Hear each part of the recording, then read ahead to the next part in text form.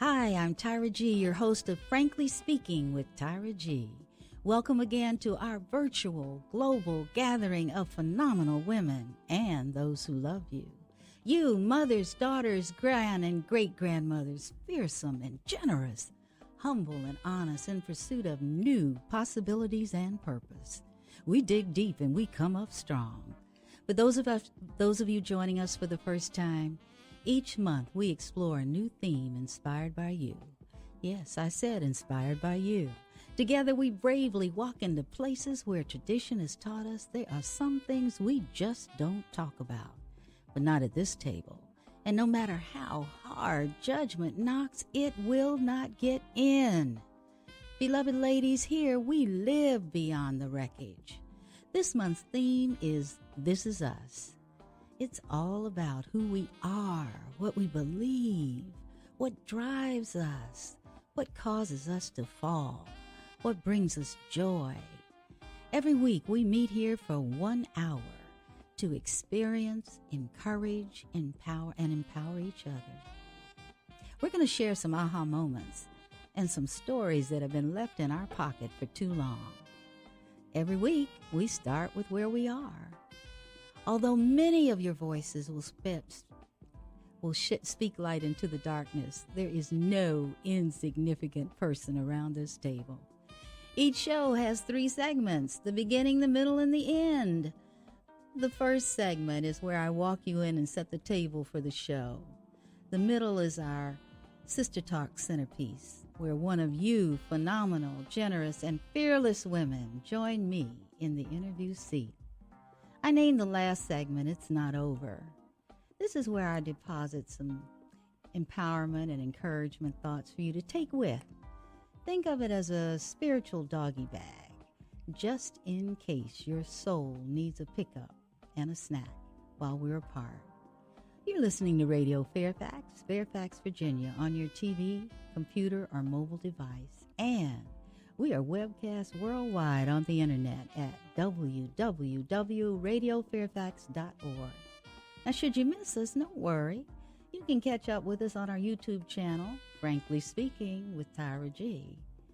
And if you just feel like connecting with me offline, it's easy. Email Tyra at tyragarlington.com. Again, Tyra at tyragarlington.com. Thanks so very much for tuning in. I want to acknowledge once again the composer and performer of our theme song, Mr. Courtney Nero. Courtney, my favorite saxophone player and my friend. Courtney knew I was trying to make my dream come true through this radio show. He surprised me with my own personal theme song, and he named it I'm Listening. That's amazing, awesome sauce. Makes you kind of want to dance, don't you think? Thanks, Courtney. Each week, I like to begin by creating a virtual common thought space for us to inhabit during our time together.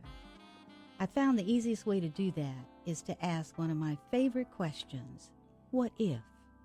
It's so pregnant with possibilities. We can start from where we are and go anywhere. Now today, the what if question's actually a setup. So you better lean in and pay close attention. And here it is. What if I experience and express the power of trust to ask the right questions? I'm going to say it again. What if I experience and express the power of trust to ask the right questions? Will I get the information I need? How many of us are aware there is a right and a wrong way to ask a question? Questions have consequences. It's like cause and effect. After our break, we'll take a closer look at the power of a right and a wrong question. Stay close. Today we're going to take another drink from that fountain of wisdom provided from Ilinda Reese in her book, Until Today. We're going to kickstart our conversation about questions. And I quote, "Do you know if you ask the wrong question, you won't get the information you need? Nowhere is this more true than in our relationships. For example, Rather than asking, why doesn't he do this or why doesn't she do that? It may be more beneficial to ask, well, what is it that I am to do? Now, this I love, the differences between the sexes. Pay attention. Masculine energy represents the mind. Men, do you trust your ideas? Do you believe that the ideas that you have, that you receive from a divine source, do you know that once you receive an idea, you have everything you need to manifest the idea as it's provided to you? I ask some of you, are you afraid to ask what you need? Feminine energy represents the heart. Women, do you trust yourself enough to be loving and a capable teacher? Are you aware that everyone who comes into your life is your student? Do you know that as you teach your students, you learn what you need to know? Do you know that you're beautiful? Do you understand that beauty is a divine quality that you possess? Until we can answer these questions, we're not going to experience the bounty of loving families, of thriving communities, and a peaceful world. Lord knows we need that now. Our ability to act upon the answers is an act of faith. Our ability to know and act upon the answers is a function of trust. Until today, you may have distorted ideas about your purpose and function in life in relationships. But just for today,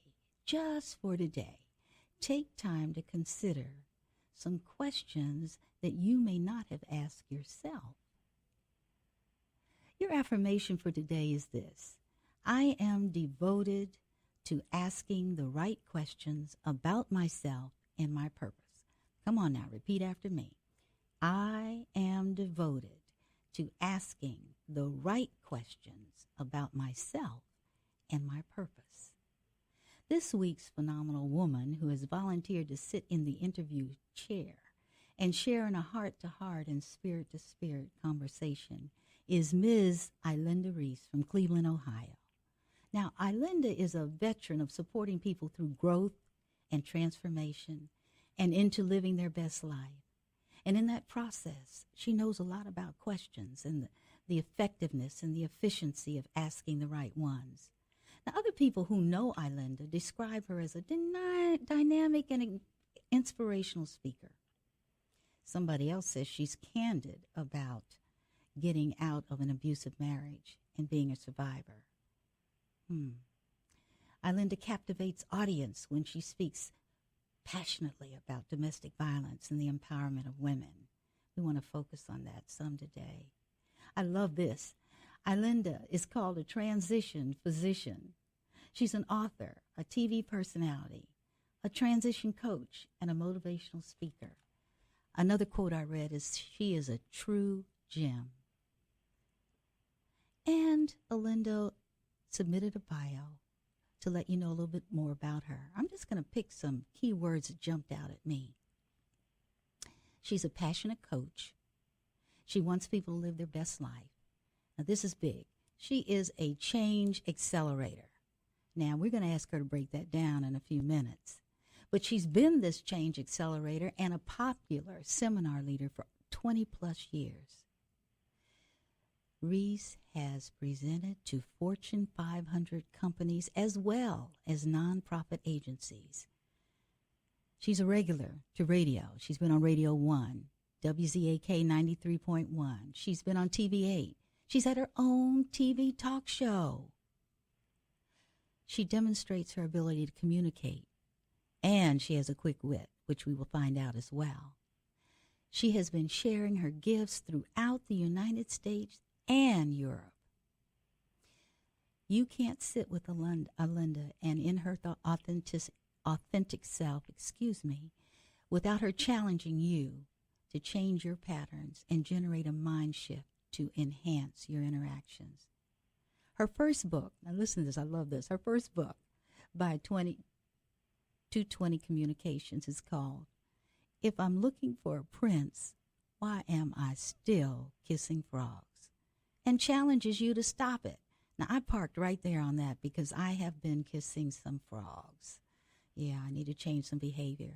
Her books include Till Death, Don't Talk, Speak, and the newest work, I Changed My Mind. It's My Prerogative. It has both a book and a workbook. Does it seem like there's attitude, a strong, dynamic attitude reflected in those titles? I think they come from a source and represent that source. She's also contributed to a collaborative work, Permission to Speak. And I like this because it's an intergenerational conversation. She graduated from Ursuline College, but she studied why we do what we do and identifies the root causes of our gridlock and inertia. She has very practical approaches that have proven to successfully create permanent change. She is president of the Advanced Speakers International for the development and training of speakers. I asked her to choose a theme for our conversation today. And after a long talk, she came up with Coaching is Not a Choice. Welcome, Ilinda from Cleveland. Well, thank you, Miss Tyra. I mean, you are such a phenomenal professional. I was listening, as I listened from the very beginning, I feel like you could have just dropped the mic right then. You're sweet for saying that. You're awesome. I appreciate you so much because you're calling into the studio. I know it's after hours, but I just was so intent on you sharing your gifts with our listening audience. And before we get too far, I'm not going to let you get away with that. There's a powerful concept in your bio, Change Accelerator. Yes. Okay, you need to talk to me about that, girl. Well, you know, we are all very comfortable in our comfortability, and I don't even know if that's a word, but it's my word. Okay. We get very comfortable in our habits and what we do from day to day. Nobody likes change, but change is the only constant, and change is the only thing that moves us from one place to the next. So when I talk to people about what they're doing and why they're doing it, and they say to me, but Ilinda, that's uncomfortable. Well, that's what has to happen. You have to move from your comfort zone and embrace something new, and that's all about change. And what I do is I accelerate the change by, as you said, asking the right questions and kind of poking and prodding you in the right direction. So what I'm hearing you say, number one, change is constant. Number two, people resist change. It is uncomfortable. But what I'm thinking I'm hearing behind those words is change is also necessary. Am I right, Ilinda? Necessary. Absolutely. It's necessary for your development because if you do not change, you become stagnant, and anything that becomes stagnant is not growing. I'm wondering now, we take Change Accelerator as it and have it relate to your title, Coaching is Not a Choice. Can you marry those two ideas for me? Yes, because we don't, if you're in the picture, you can't see the frame. Mm-hmm. And so therefore, it's important for somebody to come along and be the intervention for you to be able to see yourself. You perceive yourself one way, but someone outside of that can see a little bit better. It's kind of like Jahara's window, where we have our blind spots, we have our secrets, we have all of those things. And so a coach, everyone needs a coach. LeBron James has a coach. Everyone has had a coach, someone that can take you from the level of where you are to your next level, whatever that is. I'm remembering a couple of things. One, that there are people in our lives, and you just coined the term or coach. There are people in our lives that are necessary to tell us the things we can't see about ourselves. There are people that have to show us the things that the mirror won't show us. And I'm wondering if you can maybe give some examples of when maybe you entered into a conversation and that conversation became a coaching session, because that's what you do. Oh, my goodness. Tyra, that happens to me all the time. I could be in a grocery store, and people just walk up to me and start telling me their life story. I just stand there and I'm amazed. I'm saying, you don't know me, but they must connect to the magnetism of the spirit that is drawing them to me, and they feel comfortable telling me things. And what happens is, just in conversation, I can listen. I love your theme song, I'm listening, because we lose the art of listening. Yes. And when I listen, I can hear the undertones. I can hear what's not being said. I can hear what's trying to be shielded, guarded, and all of that. And then when I go in and start asking the right questions, then the revelatory knowledge comes, and they start confirming what I'm hearing and what I'm seeing. You know, I also think about statistics. Okay, I like statistics. They in statistics they talk about words, and words are what 7% of effective Yes. communication. And what Yes. you just said, you're in the grocery store line and you're looking at and listening to and looking at a face and eyes, and you're feeling you're watching body language, and you're feeling that person. Yes. And whatever the spirit in you is meeting the spirit in that person, the connection is at that level probably more than the words that the person is saying. Am I correct? Yes, you're absolutely correct, because 38% is the voice tone, Mm-hmm. but 55% is the nonverbal behavior. Yes. And so you're doing things, your body is becoming incongruent with your words when the message is confused or mixed. Yes. Yes. And so your body will demonstrate what is really going on. Ilinda, have you ever watched TV with the sound off? Yes. Sometimes I do that. Often. I do. And sometimes I listen to or turn to a station that's in a language I cannot understand and see if I can follow the story. And it's based on those very things, because we give up so much of ourselves. And in relationships, oh my goodness. Yes. Power relationships, romantic relationships. Yeah. Poker face. Poker face is something that would work well for you. And especially with women, we have learned to not have a voice. Yes. And that's why sometimes they say the African American woman is so loud, is because she doesn't believe she's being heard. And so she'll just elevate the volume.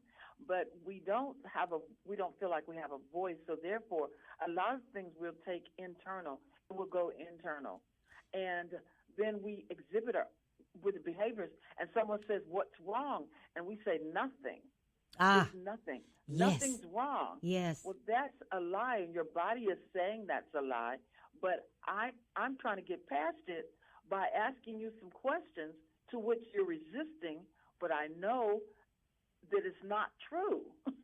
You know, ironically, and I guess I have that in my book, I was emotionally dishonest for a great deal of my life. And I would do exactly what people say, "What's wrong?" And I'd say nothing.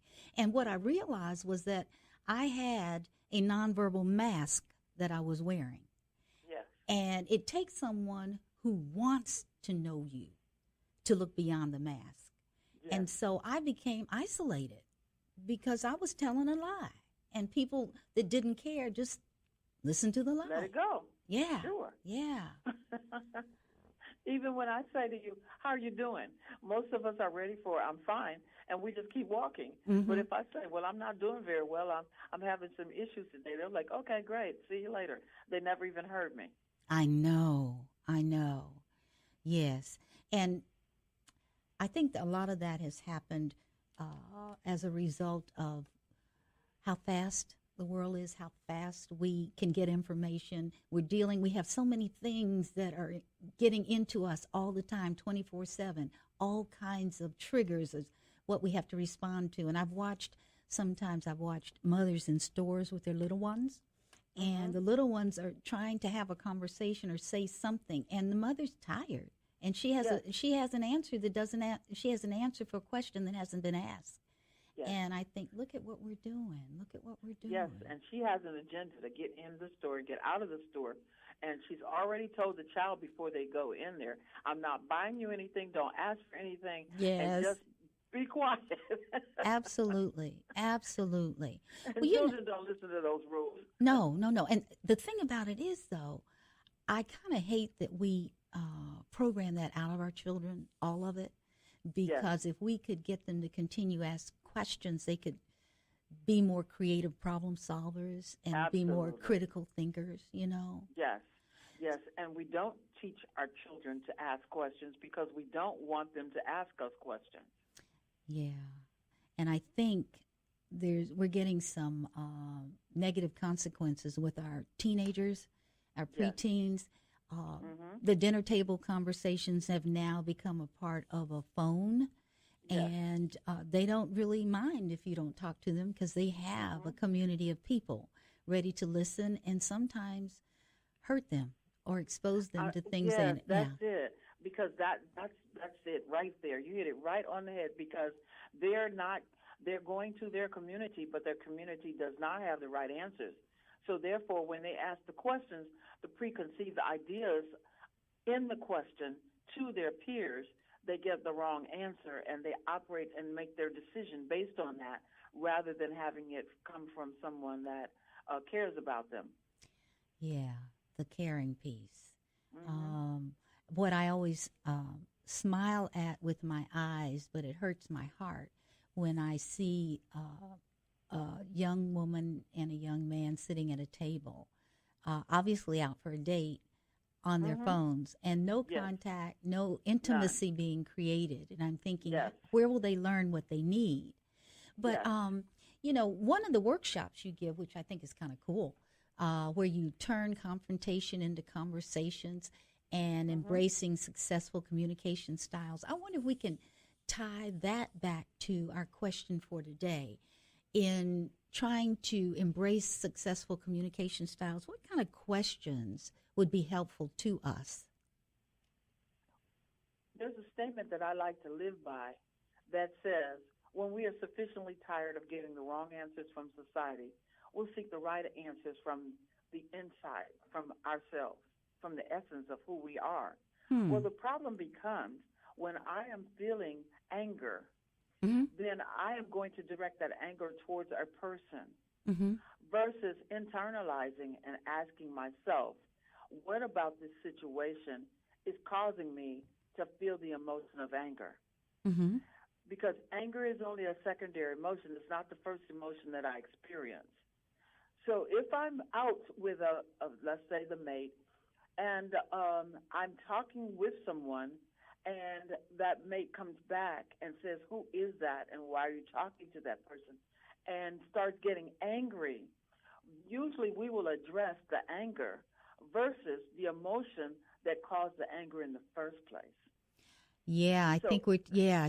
Because yeah, when I'm thinking of men and women, sometimes when they don't know the person, they yes, they walk into a space of vulnerability because they don't know yes, how to manage. Is that somebody that absolutely. I should know? Is that somebody that's Right. threatening to our relationship?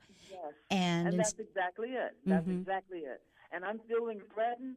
I'm feeling rejection because now you're talking to someone other than myself mm-hmm, and finding pleasure in doing that. I'm feeling a lot of emotions, but then society will accept my anger versus my vulnerability and my, if I come to you in a soft place and say, oh, is that a person? As you said, I should know, or mm-hmm. who is that? And then I would share, okay, that's just an old friend from school, and we were just rehashing some things, and it becomes very easy. However, if we take it to the left, and then I get angry, you get angry, and then it blows up into something that never should have been. And I think we're talking about the whole Well, I'll go back to mask because Hmm. we can have a conversation with our mask on and get nowhere. Yes, And we can take a risk and take it off. But we still have to remember that if it is a male female situation, let's put it this way, if it's a significant other yes, situation, so I won't put yes. gender on it, if it's a significant other conversation, Hmm. generally one is going to be very conceptual and the other is going to be very heartfelt. And so we have to somehow, those are not, when I think of the head, where the head is, the heart where the heart is, and the spirit where the spirit is, we need to level how we're talking, and that sometimes takes a long time. That Yes. it's rare you're going to walk up to somebody and have a meaningful conversation around a topic that's personal, That's right. and That's right. it's And difficult. then you have to know, you have to have at least a level of intimacy to be able to get below that into the surfaces, into the depths of who that person really is. Otherwise, you're going to get surface. You also have to know what that person's style of communication is, because when we're talking about turning confrontation into conversation, I may be passive. I may be a passive person that I just let everything build up internally. Or I could be a person that I'm passive and then I get aggressive. And so you can push me, and then all of a sudden I break out and I just throw dishes and everything. Mm-hmm. So, you have to really get to know a person to know what they're communicating and how what their environment has taught them and how to work through that. I'm thinking about going back to something you said before, and I had it on my mind and it's gone. That's what happens. Mine's over 40, huh? It's like a sieve. But I'll get back to it. I'm not too worried about that. Yes. When women are women to women communicating, although we are nurturing individuals by nature, and although we're caring, we have some nuances woman to woman, which is kind of interesting as well. That BFF you've had for 50 years is totally different than the up and coming BFF. It may be two different communication styles, two different levels of commitment, etc. And what I realized when I was writing my book is that I have friends that fit in categories that are dear to me. I mean, love them to death. And I realized I have a workout friend, a travel friend, watch movies in socks and jammies friend, a friend that knows all of my secrets, and we better never, ever not be friends again. And so in each one of those situations, what we share, there's some commonality, but we have different emphasis. And that's important. It's important to do that because not everyone can accept where you are, who you are at different levels. I remembered. Okay. I remembered. Okay, I'm going to write it down. Go ahead. Okay. No, go ahead. Okay. You mentioned, I don't want you to lose it. You mentioned, I think this is really significant. You mentioned that women are so used to, traditionally, women are so used to being quiet. And so when they say something, and you mentioned African American women speak in a louder voice because they're so used to not being seen. They're invisible. Yes. And but without that understanding, somebody may be put off. Yes, absolutely. And you remember, I don't know, this is way back. I guess when I was growing up, it'll show my age, but we were taught, there was a little rhyme that said, girls are sugar and spice and everything nice. Yes. And so if you were a lady, if you were a girl, you were taught that you're sugar and spice and everything nice. So therefore, when there was something that displeased you or something that you did not agree with or something that you felt you needed to voice an opinion about, we learned languages that cause us to be diminished, such as, it's my opinion, it's just my opinion, but... We preface our conversations with that, or I don't mean to be this, but this bothers me. So we have to relearn our behaviors and learn how to be able to speak for ourselves, and that's where change comes in. But you have to first be aware of the need to change. And how would you do that? How would you do that, Ilinda? Say, you and I met, and maybe we met at a social function, and we got through the first level of the onion skin and decided that, maybe there's something to this, and we get together for coffee. How would you how would you move toward intimacy? How would you move from that first conversation to something else? Or let's go back and make it a little different. As a coach, you may feel that this person needs to talk. You may feel that this person needs, your discernment is telling you they really were reaching out to you. And so you say, well, let's meet for coffee. How would you talk with this? What kind of questions, getting back to our theme, would you explore with this person to give you more information that might help you help them? Well, I first start off by finding out where the person is presently. And so I ask questions. I ask them to answer questions that seem like they're very surface questions, like, who are you? Mm-hmm. And just starting there, who are you? Then the reflection that comes back to me from that person could be, I'm a parent, I'm this age, I'm a wife, I'm this. And those are all roles that we fulfill. That's not who we are. Right. And so then the more questions I ask, well, I live in such and such. I live in well, that's not who you are. That's where you reside. And you change your residence often. So that's not who you are. So I keep trying to go deeper and deeper into getting to where that person is starting to have back up and say, well, I don't know. I don't know who I am. Well, what are you passionate about? What do you? And so their answers to me reveal where they are, because that's where we have to start. We have to start where we are. Where are you spiritually? Mm-hmm. Well, and you get those half answers. So that's what I'm working with. I start there, and we work our way through the process.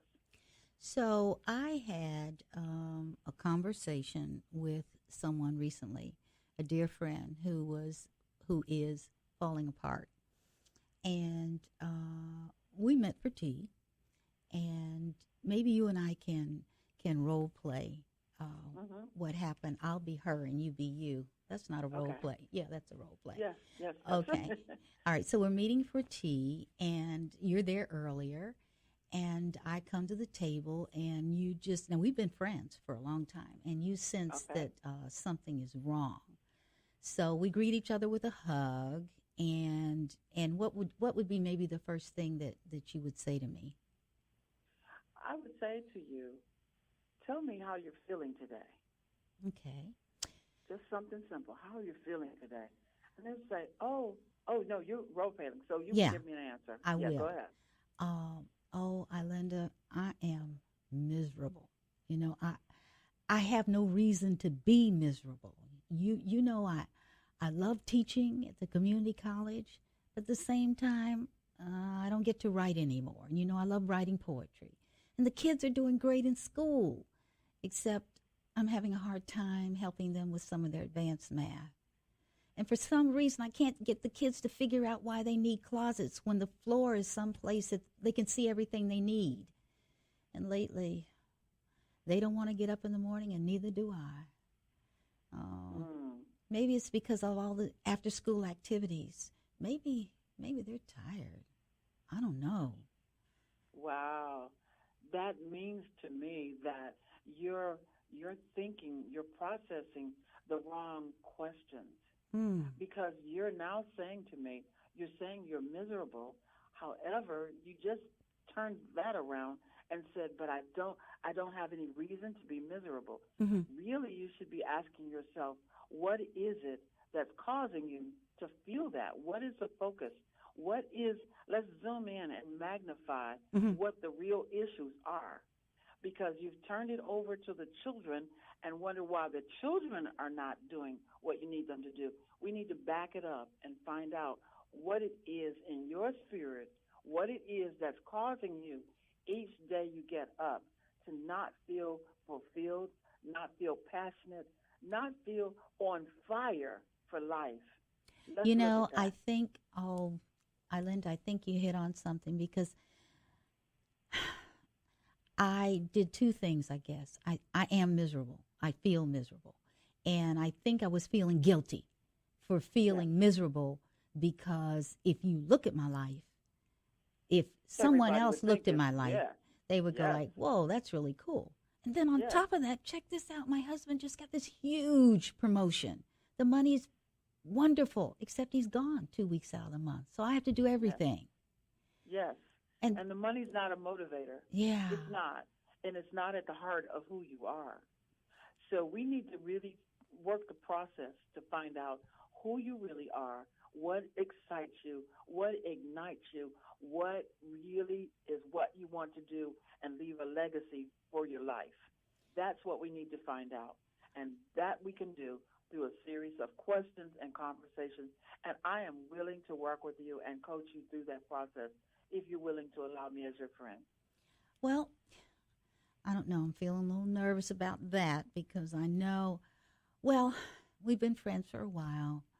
Um, I guess I can tell you that I feel a little anger that I have to manage everything on my own while my husband's away for 2 weeks out of the month. And then when he comes home, I know he expects me to be wife and mother. And I find that he doesn't ask me how I'm doing. You know, he calls me every day, but we exchange information. And I don't think he picks up my fatigue or that I'm discontent in my voice. He just, But how much of it are you taking responsibility for communicating how you are really feeling to him? In your language, you're saying to me, he doesn't. He calls, but he doesn't ask me. He doesn't. You're right. What I don't part tell of- him. You're right. Because, Exactly. Mama said, okay, Mama said, you got all this. You got a nice home. You got a nice family. You got a handsome husband. He's making a lot of money. You got a good job. What you got to complain about? Then Okay? Mama should live with him, okay? But, I was raised with that. And, Yes. um, And that's going back to your subconscious beliefs that are limiting you, not allowing you to have a voice, because that's what's happening. You're in the school system. You're not having a voice to be able to say, this is where I like this to go. You're in a home where you're not using your voice. It's your responsibility to figure out what it is you need and then put a voice to it and express it in a constructive, positive way so that you will have your needs met. I think I used to do that in my poetry when I wrote. That was a perfect outlet for me. It was creative, and I could play with words. I can do nuance, but I don't have time to do that anymore. And then I went ahead and I look at. Yeah, come on. Why you don't have time for it? We'll look at that and say, why is it you have time for everything else except for what you enjoy? I don't know. And then I raised my hand for office in my club, and we're having a regional convention, and you know about leadership in clubs. But what I'm afraid of, and I really need to fix this before we get into heavy convention planning, is I may be taking out my anger on my kids, and like I'm instead of us sitting down figuring out, okay, why can we not get something in the closets? Why do I have to walk over clothes when I come into your room? If we could creatively come up with a way where maybe they don't have to do the whole thing my way. Maybe we reorganize things. But I get so angry. I spend a lot of money on those clothes. And you waste a lot of time. Let me just give you a tip that I used with my children growing up. I would tell them that they had a certain amount of time, a day, whatever it was, a day, 2 days, to have all the clothes up out of the floor and into the closets or spaces, wherever they're supposed to be, and let them know that and say, oh, this day I'm coming into your room. Anything that's on the floor and anything that's not in the closet, I'm taking away for a period of time. And I would just come through with a garbage bag it all up, and take it away, and then they would wait for a couple of weeks to get it back. Now, No that's not a bad involved. idea. Yeah, no anger, no emotions, no anything. They've been forewarned. They made the decision to do it or not do it, and we're all happy. Well, now I'm writing that down in my journal. You know me and my journal. And there is something that, oh, I trust you with me, so I'm going to share this. When my husband does come home and it's time for me to play wife, I'm tired. I'm tired. I don't care about playing wife. I'm tired of playing mother. And I don't want to fix dinner. And I think, though I'm not saying that, my behavior may be off-putting. Of course. So. Because your body is going to respond to the negative energy that's inside. Mm-hmm. And once again, we're going back to not expressing and taking responsibility. When your husband comes home and he's looking for all of these things, say to him, well, honey, let's go out to dinner. I'm getting excited for the kids because it's the first day you're back. Let's go out to dinner because there's some things we need to talk about, some things I need to express and share in a comfortable setting where we can both relax and talk. Do you know, that sounds so easy? It's really, change. really sounds easy. It's change, and we resist change. However, if you just take a step forward, then the change will cause the atmosphere to change and move in the forward movement direction. Your marriage, your family, your children, when you are comfortable, when you are relaxed and can breathe and have your needs met, the children will respond because they will feel the positive energy that you're now putting out versus the negative, angry, critical, judgment, all of that. You know what I was thinking? I was thinking about maybe calling a family meeting and just go ahead and take a risk and be as kind as I can be, but be honest and just share what's happening with me and invite the family to let us work it out together. What do you think about that? I say to that, it's a fantastic idea. However, we need to first get you in a headspace where you need to be before you call a meeting, because what will happen is if you're still harboring the anger, still harboring the resentment, still harboring the frustration and all of that, then something in the meeting will trigger that and it will not get the results that you want. So let's just work together to figure this out first with you, and then everybody else will benefit. You remember the statement that said, if mama's happy, everybody's happy? Well, let me do this. Thank you for the role play. And I really, you know what I believe in my heart? I believe that women have universal themes in our lives. Yes.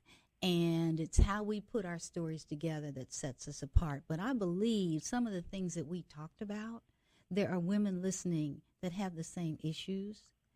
And if we can begin to build a community where we can talk to each other, I think we can avoid a lot of things around guilt and shame and anger. Yes, absolutely.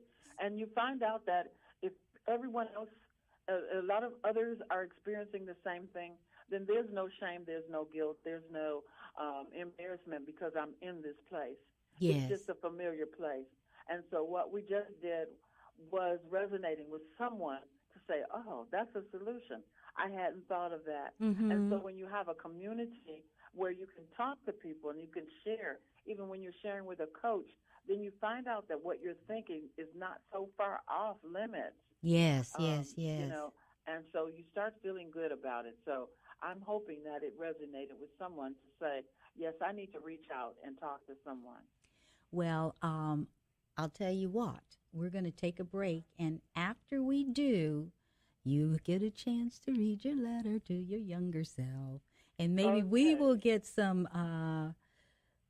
indication of how you got to be the wonderful person you are. Stay tuned. Oh, thank you.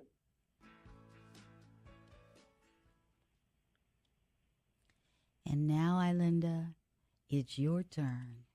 Help us know the little girl you. Well, this is a letter to my younger self. And I said, most of what I'm about to say to you, you won't understand. It's the truth as I now see it. You are beautiful. Don't shake your head and say no. Linda, listen, Linda. You are beautiful. I know you haven't heard it before, and it's hard to believe, and it's true. I know they told you that you were smart, but didn't tell you you were beautiful. If you can believe me, you will walk differently with your head held high, exuding confidence instead of avoiding eye contact. Because of your kindness, people will take advantage of you, mistaking your kindness for weakness. Don't worry, you'll come through it with your character intact. Your parents are working hard to help you develop, however, they cannot give you what they do not have. What they will give you is a faith in God that is solid. While your self-esteem is still under construction, you'll meet an 18-year-old who will tell you you are beautiful and you're flattered. After all, he will probably be the first one to say it and you will believe. This will set you on a path to begin the long journey of experiencing the roller coaster of emotions that will include some highs and lows. God's grace will take you through and you will emerge stronger and wiser. Listen. Ilinda, you are a gem. Tell the listening audience if they want to get in contact with you and continue the conversation, how might they do that? They can go to my website, which is just Ilinda. That's Ilinda. I know it throws a lot of people off. Ilinda.net. Or they can also reach out to find out my availability at 216-323-5601. Repeat that a number again. 216-323-5601. I thank you so very much for being with us. It's been awesome, Tyra. Each week, I want to leave everybody listening with a little encouragement, just in case. And I've said it before, I call it a spiritual doggy bag to get you over any moment of doubt, anger, frustration, loneliness, when you feel tired of being tired. I know that one. Or think, is this all there is? When you're in this mood, I want you to remember that I am here, and I am here to listen and to inspire. I am here to help you open the inaccessible areas of your heart. I am here until your fleeting spirit decides to stay. I am here to encourage you to accept these truths. We're going to have Mr. Tony Walker take us home on piano on our theme song.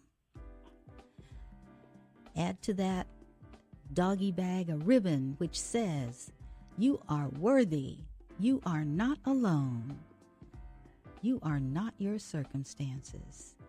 Nothing that has happened to you in your life will be wasted.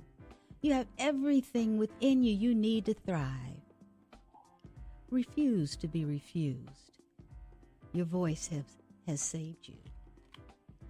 I look forward to next week, same time, same place. Your seat is guaranteed. And remember, just in case, if you miss us, you can catch us on YouTube, Frankly Speaking with Tyra G. I'm serious about wanting to hear from you. Let me know how I'm doing. You got ideas. You know how we can make this better, because we want to grow our community. Write to me, please, Tyra@tyragarlington.com. I would love it. I would love to hear from you. Till next week, you be well. I love you.